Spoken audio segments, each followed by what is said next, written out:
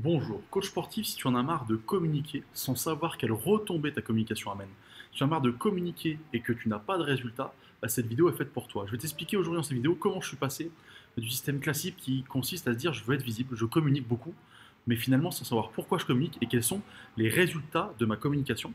Et du coup à un système et à un process très clair, très précis, où chaque action peut être mesurée, est mesurable et va te permettre du coup de réguler et du coup de communiquer et de mettre en place des choses pour trouver des clients et non plus simplement être visible.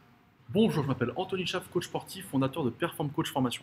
J'accompagne les coachs à augmenter leur revenu au quotidien sans avoir besoin de faire 70 heures par semaine. Et aujourd'hui, je te propose 4 étapes qui vont te permettre de finalement avoir enfin des résultats et de savoir ce qui ne fonctionne pas dans ta communication. Pourquoi tu ne trouves pas autant de clients que tu aimerais et pourquoi il est compliqué pour toi d'avoir des retombées, des retours sur tes actions et te dire mais qu'est-ce que je dois changer pour que ça fonctionne. La première étape, elle consiste pour moi à t'expliquer l'erreur de départ que font tous les coachs sportifs parce que c'est ce qu'on t'apprend et finalement c'est ce qu'on te dit, tu vois. Notamment, j'allais dire, les gens qui travaillent dans le marketing, donc ça, te disent il faut que tu travailles ta visibilité. J'ai horreur de ce mot parce que moi je ne travaille pas pour être visible, je travaille pour trouver des clients. C'est pas la même chose, d'accord? Et en fait, l'erreur que l'on fait au départ, c'est qu'on se dit il faut que je communique pour que les gens me voient. C'est bien que les gens te voient, c'est très bien. Mais qu'est-ce qui va les faire passer à l'action et qu'est-ce qui va faire derrière que tu vas savoir au moment où tu communiques ce qui marche et ce qui marche pas. Pendant mes premières années de coach sportif, j'ai fonctionné comme ça. C'est-à-dire que je me suis dit, il faut que je communique. J'ai fait des écrits, des vidéos, plein de choses différentes. Mais si tu veux, en fait, je trouvais des clients de temps en temps, mais je savais pas vraiment pourquoi ça marchait. Est-ce que c'était une vidéo qui avait marché, l'ensemble des vidéos que j'avais faites, est-ce que ma fréquence était bonne, est-ce que finalement c'est un post qui avait fonctionné plus que d'autres. Alors oui, j'avais le nombre de likes et le nombre de vues, ça peut t'aider effectivement à connaître un petit peu la tendance. Mais finalement, est-ce que le nombre de likes et le nombre de vues est vraiment pertinent pour savoir quelles sont les retombées derrière? Parce que là, il y a bien une différence importante qu'il faut que tu comprennes. Parce qu'il faut se dire la vérité, la plupart des gens qui m'ont contacté moi n'ont jamais liké une seule de mes vidéos. Je fais souvent du coup maintenant, tu vois, avec du recul, je demande aux gens est-ce qu'ils me connaissent, ils sont faits, etc. Et quand je discute avec eux, j'ai vu que finalement, ils n'étaient pas passés à l'action. C'est-à-dire qu'ils m'avaient pas dit coucou, je suis là, j'adore ce que tu fais.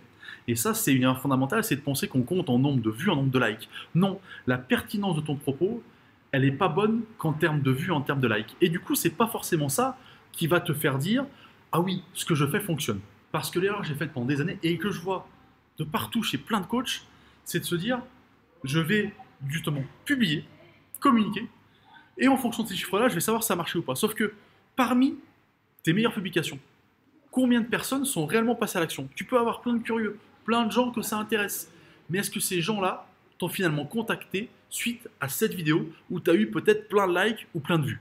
Eh bien la réponse, elle est non. Tu sais qu'il y a des éléments précis qui vont te permettre de faire passer tes futurs clients, donc tes prospects, à l'action et qui ne sont pas forcément dépendants du nombre de vues que tu vas avoir. Dans cette deuxième étape, je vais t'expliquer comment mon process maintenant me permet finalement d'avoir des retours et de savoir quelle action je dois modifier et sur quel levier du parcours de communication je dois jouer pour améliorer mon rendement et trouver plus de clients. Quand tu communiques, tu vas avoir les réseaux sociaux pour communiquer, par exemple, quels qu'ils soient, hein, TikTok, Instagram, Facebook, peu importe, d'accord? Tu vas avoir un support de communication qui va être soit une page de vente, soit un site internet. Et là, c'est là où déjà il y a une erreur de ta part, une erreur de la part de la plupart des coachs.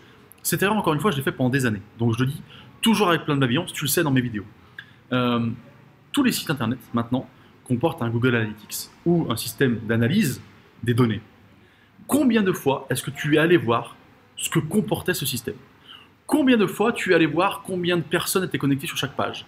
Combien de personnes restaient combien de temps sur chaque page? Qu'est-ce qui intéressait les gens dans ce que tu faisais, etc., etc., etc. Et bien tu vois, ça c'est un exemple concret qui va te permettre de mesurer une des étapes de ton process de communication. Je vais donner quelques exemples de ce Google Analytics. Moi j'utilise tout au long de la communication plein d'outils comme cela qui vont te permettre de tout mesurer. Et là, je vais te parler précisément de Google Analytics parce que c'est un élément que tu connais et qui va te parler directement. Regarde, alors le nombre de connexions sur la page. Oui, très bien. Est-ce qu'elle a été le même que le mois dernier? Est-ce que par rapport à l'année dernière, il y a eu la même chose? Qu'est-ce que tu as changé de ta communication? Tu as communiqué plus, tu as communiqué moins? Il faut comparer et voir les actions qui ont été mises en place par rapport à ça. Deuxième point, quel est le temps de connexion à une page? Si les gens restent 20 secondes sur ta page, ça veut dire qu'elle n'est pas bien construite. Ça veut dire que c'est ça qu'il faut changer. Parce que normalement, les gens sont censés rester un certain temps, le temps de lire ton contenu, le temps d'intégrer, le temps de réfléchir, le temps d'accepter ton contenu et finalement se dire tiens oui, c'est intéressant. L'autre point intéressant, c'est le taux de rebond. Qu'est-ce qui s'est passé quand quelqu'un est venu? Est-ce qu'il a regardé une autre page? Est-ce qu'il a cliqué ailleurs? Est-ce qu'il est allé quelque part? Est-ce que du coup il est venu et reparti? Ça c'est intéressant aussi, ça explique voir si ton site en fait est bien fait ou pas, bien construit ou pas, et si finalement il amène à passer à l'action. C'est ça qui est important aussi. Quel est ton système de passage à l'action que tu as mis sur ton site internet? Est-ce qu'il fonctionne? Est-ce que finalement c'est ta page de vente qui n'est pas bonne, c'est-à-dire l'explication que tu as mis par écrit, vidéo, photo, ou est-ce que c'est le passage à l'action qui n'est pas au bon endroit, il n'y en a peut-être pas assez? Bref, mon système que j'ai créé est mesurable de A à Z grâce à plein d'outils comme Analytics. Et je sais maintenant où est-ce qu'il faut que je modifie quoi pour être capable d'être encore plus pertinent et d'être encore plus rentable en termes de temps. Là, je t'ai donné un exemple, parce que du coup, c'est celui qui parle le plus à tout le monde. Mais j'utilise des outils du départ de la communication, c'est-à-dire de Facebook, d'Instagram, de TikTok au début, jusqu'à derrière la prise de rendez-vous, pour être capable de savoir qu'ont fait les gens, qu'est-ce qu'ils ont fait comme action, qu'est-ce qui leur a plu, qu'est-ce qui leur a déplu dans ce que j'ai dit, qu'est-ce qui fait qu'ils suivent le chemin de communication, c'est-à-dire du départ de la com jusqu'au fait de les transformer en prospects et de les transformer en clients. Et bien, c'est ça le système différent. C'est plus je communique au pif et je me dis, bah tiens, je vais modifier ça, peut-être que ça marche, on verra. C'est, j'ai un process qui est individualisé, qui dépend aussi beaucoup de mon part dans les parties suivantes, d'accord? Et du coup, ce process-là me permet de vérifier en fait chaque étape. Et comme chaque étape est vérifiable, ben, elle est améliorable. Et du coup, on augmente le rendement, donc le résultat final, et le rendement en temps. La troisième étape, c'est l'impact de ton discours. Il y a plein de choses que tu dois mesurer, et entre autres, ce que tu dois mesurer, c'est l'impact de ce que tu fais. C'est-à-dire que, est-ce que les mots que tu utilises amènent un passage à l'action? Est-ce que les textes que tu publies, les vidéos que tu publies, vont amener un passage à l'action? Et ça, c'est un élément important. Tu dois savoir si ta publication a amené une personne ou 20 personnes à enchaîner à l'étape suivante. Parce qu'en fait, ce qui compte finalement, je le redis, c'est pas le nombre de likes que tu vas avoir, c'est pas le nombre de vues que tu vas avoir, c'est le nombre de personnes qui vont passer à l'action. Moi, je sais par exemple, c'est un exemple, que ma newsletter ou ma chaîne YouTube, bah, elle ne comporte pas tant d'abonnés que ça. Par contre, je sais que ces abonnés-là, bah, ils sont hyper pertinents et qui passent beaucoup à l'action. Voilà. Et ça, c'est important. C'est la qualité contre la quantité. Pour améliorer ton discours, je t'invite justement à utiliser ce qu'on appelle le storytelling. Ça, c'est une formation, j'allais dire maison, qui va te permettre vraiment de savoir comment mettre de ton identité dans ton discours. Parce que c'est ça qui fonctionne. D'accord? Et le storytelling, on voit souvent ça comme un truc faux, un truc qu'on va surjouer. Non.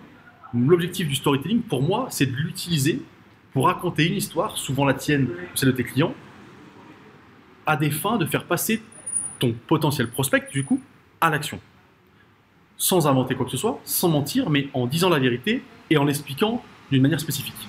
Cette manière, elle va et elle doit te ressembler. Le storytelling est individualisable à souhait. C'est pour ça que j'aime cette méthodologie. Parce que du coup, on va individualiser complètement ton discours pour qu'il te ressemble et qu'il touche tes clients.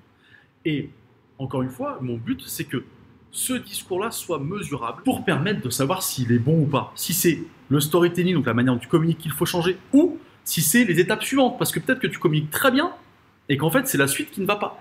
Bref, ce système-là va te permettre, ce que je te propose ici, de vraiment suivre de A à Z toute ta communication et d'avoir derrière des résultats positifs. Dans cette quatrième étape, je vais te parler du moyen de contact que tu as choisi pour que tes prospects rentrent en contact avec toi pour devenir tes clients. Il y a plein de moyens différents, le tout est de savoir si le moyen que tu as choisi est le plus rentable. Première solution, tu ne te sers ni de site internet ni de page de vente, mais les gens te contactent uniquement par les réseaux sociaux. Prenons l'exemple de Messenger par rapport à Facebook. Il va falloir que tu sois capable de savoir combien de personnes sont passées à l'action et finalement sur combien de personnes ont hésité à passer à l'action. Je trouve que pour ça, les stories sont un superbe outil. Voilà. Ça va te permettre de mesurer beaucoup de choses. Et c'est pour ça que je trouve que ce moyen de contact est intéressant. Les autres moyens de contact qui sont intéressants, c'est par ton site. Tu choisis par exemple qu'il les gens te contactent par mail. Mais là, moi j'y vois deux problématiques. La première, le fait que quelqu'un te contacte par mail, ils doivent écrire le mail, ils ne savent pas quoi écrire dedans, ça peut vraiment limiter le passage à l'action. L'autre point important, c'est que tu ne vas pas pouvoir mesurer le nombre de gens qui finalement ont pu t'envoyer un mail. Ou alors tu peux le faire, mais c'est plus compliqué. L'autre point, l'autre possibilité, c'est de mettre un formulaire. Et là, il faut que tu mettes un tracker pour te dire, très bien, je vais regarder combien de personnes ont commencé à remplir ce formulaire, ne sont pas passées à l'action finalement, combien de personnes l'ont rempli, sont passées à l'action, ça tu vas le savoir, d'accord? Mais sur combien de personnes qui sont arrivées sur cette page. Et ça, tout ça, c'est mesurable. C'est là où je te dis que ce système est intéressant, c'est que je ne crée que des choses qui sont mesurables pour savoir à quel moment ça ne fonctionne pas. L'autre exemple, c'est une prise de contact par Calendly, par exemple, où du coup, tu vas pouvoir amener aux gens directement un rendez-vous téléphonique. J'aime bien ce fonctionnement-là au passage. Bref, tu l'as compris, il y a plein de moyens. Tout ce qui compte, c'est qu'il soit mesurable pour que tu puisses, encore une fois, connaître à quelle étape ça merde, à quelle étape ça ne fonctionne pas et quelle étape tu dois améliorer. Dans cette vidéo, je n'ai pas pu te parler de tous les outils que j'utilise parce qu'il m'aurait fallu 25 minutes et je ne veux pas que la vidéo soit trop longue. Par contre, tu as compris le principe et tu as compris certains des outils que j'utilisais. Il y en a encore plein d'autres que j'utilise, que je mets en place pour traquer vraiment chacune de mes actions et se dire c'est ça qui ne fonctionne pas. Et grâce à ça, j'ai augmenté de manière beaucoup plus significative mon nombre de clients en y mettant beaucoup moins d'énergie. Si ce système t'intéresse, bah, tu cliques sur un lien qui est en dessous, on prend rendez-vous ensemble par un calendrier, tu vois. Et du coup, ça nous permettra de faire ensemble un bilan et de savoir où tu en es, quel système tu utilises aujourd'hui et comment faire pour ne plus être visible, mais bien simplement trouver des clients. J'espère que cette vidéo t'a plu, qu'elle te servira à mettre en place un système utile, efficace, qui te permette non plus d'être visible, mais de trouver des clients. Si tu as aimé cette vidéo, tu mets un pouce en l'air. Si tu veux t'abonner, hop, tu cliques, je sais jamais de quel côté c'est. Ah, c'est là, pardon, excuse-moi. Et du coup, surtout, tu commentes, tu me poses des questions, t'hésites pas. Et puis sinon, tu m'appelles directement par le calendrier et on discutera ensemble de ton projet. Et de savoir comment faire en sorte de mettre ça en place. Moi, je te souhaite une bonne journée, je te dis à bientôt.